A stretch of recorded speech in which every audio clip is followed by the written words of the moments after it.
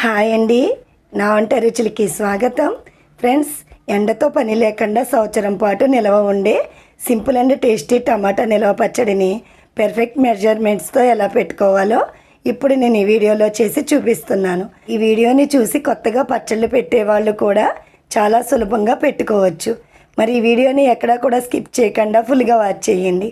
Friends, ఇంక video start చేసేద్దాం. Friends, ఇక్కడ నేను ఎర్రగా ఉన్న టమాటాలు 1 కేజీ తీసుకున్నాను.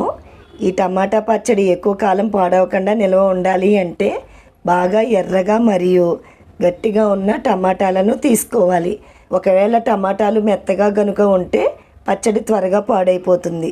ఫ్రెండ్స్, మొక్కలకు పురుగులు పట్టకుండా మందులు చల్లుతారు కాబట్టి ముందుగా టమాటాలను సాల్ట్ వాటర్లో 2-3 సార్లు శుభ్రంగా వాష్ చేసుకోవాలి. తరువాత ఈ టమాటాలను తడి లేకుండా పొడిగుడ్డతో బాగా తుడుచుకుని ఫ్యాన్ గాలిలో 2 గంటల పాటు బాగా ఆరబెట్టుకోవాలి. ఫ్రెండ్స్, ఈ టమాటా పచ్చడి పాడవకుండా 6 నెలలకు పైగా నిల్వ ఉండాలి అంటే నేను చెప్పే ఈ చిన్న చిన్న టిప్స్ని ఫాలో అవుతూ పచ్చడిని పెట్టుకుంటే 6 నెలలకు పైగా పచ్చడి పాడవకుండా నిల్వ ఉంటుంది. తాలింపు కోసం కరివేపాకును కూడా ఇదే విధంగా ఆరబెట్టుకుని ఉంచుకోవాలి. టమాటాలు ఈ విధంగా తడి లేకుండా ఫ్యాన్ గాలిలో పూర్తిగా ఆరిన తరువాత మీకు వీడియో క్లిప్లో చూపిస్తున్న విధంగా టమాటా ముచ్చుకు తీసేసి పెద్ద టమాటాలు అయితే 8 ముక్కలుగా, అదే చిన్న టమాటాలు అయితే 6 ముక్కలుగా మీరు తీసుకున్న కాయ సైజును బట్టి చూసుకుని కట్ చేసుకోండి. తరువాత స్టవ్ మీద ఒక చిన్న తడక ప్యాన్ని పెట్టుకోవాలి. ప్యాన్ లైట్గా హీట్ అయిన తర్వాత 1 టేబుల్ స్పూన్ మెంతులను వేసుకుని ఇప్పుడు వీటిని సిమ్లో బాగా వేయించుకోవాలి. మెంతులు ఈ విధంగా డ్రైగా వేగిన తర్వాత ఒక చిన్న బౌల్లోకి తీసుకోవాలి. తరువాత ఇదే ప్యాన్లో 2 టేబుల్ స్పూన్ ఆవాలను కూడా వేసుకుని ఇప్పుడు వీటిని కూడా వేయించుకోవాలి. ఇప్పుడు ఈ ఆవాలను మెంతులలాగా ఎక్కువసేపు కాకుండా ఈ విధంగా లైట్గా వేగిన తర్వాత ఇదే బౌల్లోకి తీసుకోవాలి. తరువాత స్టవ్ ఆన్ చేసుకుని ప్యాన్ పెట్టుకోవాలి. ప్యాన్ కొద్దిగా వేడెక్కిన తరువాత ఒక చిన్న టీ గ్లాసుతో 1 గ్లాసు గాను నూనెను వేసుకోవాలి. ఆయిల్ లైట్గా హీట్ అయిన తర్వాత కట్ చేసుకున్న టమాటా ముక్కలను వేసుకోవాలి. ఫ్రెండ్స్, ఎప్పుడైనా సరే ఈ నిల్వ పచ్చళ్ళకి గాను నూనె లేదా వేరుశనగ నూనెను వాడుకోవాలి.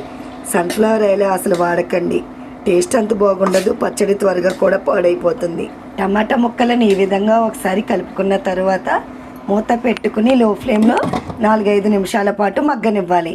టమాటాలు ఇలా 5 నిమిషాల పాటు మగ్గిన తరువాత మూత ఓపెన్ చేసి చూస్తే మీకు వీడియో క్లిప్లో చూపిస్తున్న విధంగా టమాటా ముక్కలు మగ్గటం స్టార్ట్ అవుతున్నప్పుడు గింజలు ఈనెలు నీట్గా తీసేసిన చింతపండు 125 గ్రాములు వేసుకోవాలి. అలాగే 1 టేబుల్ స్పూన్ పసుపుని వేసుకోవాలి. ఇలా పసుపుని వేసుకోవటం వలన పచ్చడి పాడవకుండా ఎక్కువ కాలం నిల్వ ఉంటుంది. మరియు 175 గ్రాముల కల్లుప్పుని మాత్రమే వేసుకుని కలుపుకోవాలి. ఈ నిల్వ పచ్చళ్ళకి ఎప్పుడైనా సరే సాల్ట్ అసలు వేయకూడదు. ఇలా కల్లుప్పుని మాత్రమే వేసుకోవాలి. ఈ విధంగా ఒకసారి బాగా కలుపుకుని మూత పెట్టుకుని టమాటాలు మరియు చింతపండు బాగా మెత్తగా అయ్యే వరకు మగ్గించుకోవాలి. ఒకసారి మధ్య మధ్యలో మూత తీసుకుని అడుగు పట్టకుండా బాగా కలుపుకోవాలి. ఫ్రెండ్స్, వీడియోని చూస్తున్న వాళ్ళు లైక్ చేయటం లేదు. ప్లీజ్ ఫ్రెండ్స్, ఈ వీడియోని చూడటానికి ముందుగా లైక్ చేయండి. మీరు ఇచ్చే లైక్స్ కామెంట్స్ వలన నా వీడియోస్ ఇంకొంచెం ముందుకు వెళ్ళటానికి ఎంతో సపోర్ట్ చేసిన వారు అవుతారు. పచ్చడి కన్సిస్టెన్సీలోకి వచ్చిన తరువాత మూత లేకుండా మరో 4-5 నిమిషాల పాటు లో ఫ్లేమ్లో బాగా మగ్గనివ్వాలి. ఫ్రెండ్స్, మీకు వీడియో క్లిప్లో చూపిస్తున్న విధంగా దగ్గర పడిన తర్వాత స్టవ్ ఆఫ్ చేసుకుని పూర్తిగా చల్లారనివ్వాలి. ఈలోపు తాలింపు కోసం ఆన్ చేసుకుని ప్యాన్ పెట్టుకోవాలి. ప్యాన్ లైట్గా హీట్ అయిన తర్వాత ఒక చిన్న టీ గ్లాసుతో 2 గ్లాసులు గాను నూనెను వేసుకోవాలి. కానీ వేరుశనగ నూనెతో కన్నా ఈ విధంగా గాను నూనెతో పచ్చడి చేసుకుంటే పచ్చడి టేస్ట్ మరింత బాగుంటుంది. ఆయిల్ లైట్గా హీట్ అయిన తర్వాత 14 వెల్లుల్లి రెబ్బలను వేసుకుని ఇప్పుడు వీటిని కూడా లో ఫ్లేమ్లో బాగా ఫ్రై చేసుకోవాలి. ఇవి లైట్గా ఫ్రై అయిన తర్వాత 1.5 టేబుల్ స్పూన్ పచ్చిశనగపప్పుని వేసుకోవాలి. ఇప్పుడు వీటిని కూడా ఫ్రై చేసుకోవాలి. పచ్చిశనగపప్పు కూడా కొద్దిగా లైట్గా ఫ్రై అయిన తర్వాత అలాగే 1.5 టేబుల్ స్పూన్ మినపప్పును కూడా వేసుకోవాలి. ఇవి కూడా లైట్గా ఫ్రై అయిన తర్వాత 1 టేబుల్ స్పూన్ జీలకర్ర మరియు 1 టేబుల్ స్పూన్ ఆవాలను వేసుకోవాలి.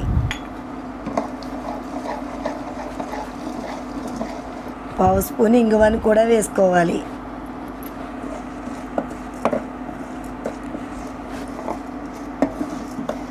ఈ తాలింపు గింజలన్నీ బాగా వేగిన తరువాత చివరిగా 10 ఎండుమిరపకాయలను తుంచుకుని వేసుకోవాలి. అలాగే పొడిగా ఆరబెట్టుకున్న కరివేపాకును కూడా వేసుకుని మొత్తం అన్నిటిని బాగా ఫ్రై చేసుకోవాలి.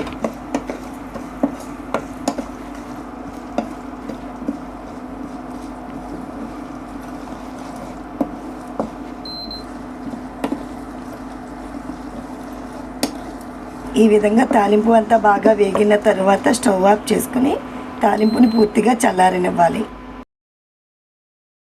పచ్చడి పూర్తిగా చల్లారిన తరువాత గరిటెతో ఈ విధంగా ఒకసారి స్మాష్ చేసుకోవాలి. నాకైతే టమాటా మరియు చింతపండు బాగా మగ్గిపోయినవి. పచ్చడిని ఇలా కలుపుకున్న తర్వాత 150 గ్రాముల కారం వేసుకోవాలి.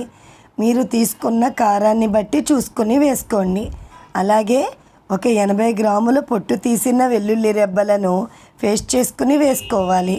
మరియు ఆవాల మెంతుల పొడిని కూడా వేసుకుని ఒకసారి అంతా బాగా కలుపుకోవాలి. పాత పద్ధతిలో సంవత్సరం పాటు నిల్వ ఉండే టేస్టీ టమాటా నిల్వ పచ్చడి పర్ఫెక్ట్ మెజర్మెంట్స్తో ఎలా పెట్టుకోవాలో నా వీడియోస్లో పెట్టాను. దానికి సంబంధించిన లింక్ డిస్క్రిప్షన్లో పెడతాను, తప్పకుండా వాచ్ చేయండి. తరువాత తాలింపుని కూడా వేసుకొని కలుపుకోవాలి. ఫ్రెండ్స్, దీనికన్నా ముందు నాకు వేరొక ఛానల్ కూడా ఉంది. ఆ ఛానల్కి సంబంధించిన లింక్ డిస్క్రిప్షన్లో పెడతాను. మీకు ఆ ఛానల్లో కంటెంట్ కూడా నచ్చినట్లయితే సబ్స్క్రైబ్ చేసుకుని ప్రక్కనే ఉన్న బెల్ ఐకాన్ని యాక్టివేట్ చేసుకోండి. ఇంకొక చిన్న టీ గ్లాసుతో కొంచెం తక్కువగా గాను నూనెను వేడి చేసుకుని చల్లారిన తర్వాత ఈ పచ్చడిలో వేసుకొని కలుపుకోవాలి.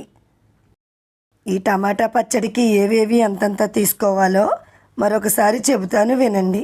గట్టిగా ఉన్న నాటు టమాటాలు 1 కేజీ, వెల్లుల్లి పేస్ట్ 80 గ్రాములు, నూనె 500 గ్రాములు, కారం 150 గ్రాములు, ఉప్పు 175 గ్రాములు, పసుపు 1 టేబుల్ స్పూన్ మరియు తాలింపు దినుసులను తీసుకోవాలి. ఒకరోజు తరువాత మూత తీసుకుని ఒకసారి గరిటెతో కలుపుకోవాలి. ఫ్రెండ్స్, పచ్చడి ఎక్కువ కాలం పాడవకుండా ఫ్రెష్గా నిల్వ ఉండాలి అంటే పచ్చడిలో ఆయిల్ ఈ విధంగా పైకి తేరుతూ ఉండాలి. అప్పుడే పచ్చడి ఎక్కువ కాలం నిల్వ ఉంటుంది. తరువాత పచ్చడిని పొడిగా ఉన్న గాజు సీసాలోకి తీసుకొని బయట స్టోర్ చేసుకుంటే ఒక 2-3 నెలలు ఉంటుంది. అదే ఫ్రిడ్జ్లో స్టోర్ చేసుకుంటే ఒక 6 నెలలకు పైగా నిల్వ ఉంటుంది. ఈ నిల్వ పచ్చళ్ళు ఎక్కువ కాలం నిల్వ ఉండాలి అంటే ఎక్కడా కూడా తడి తగలకుండా చూసుకోవాలి. తరువాత వేడి అన్నంలో నెయ్యి మరియు ఈ పచ్చడిని కలుపుకొని తింటే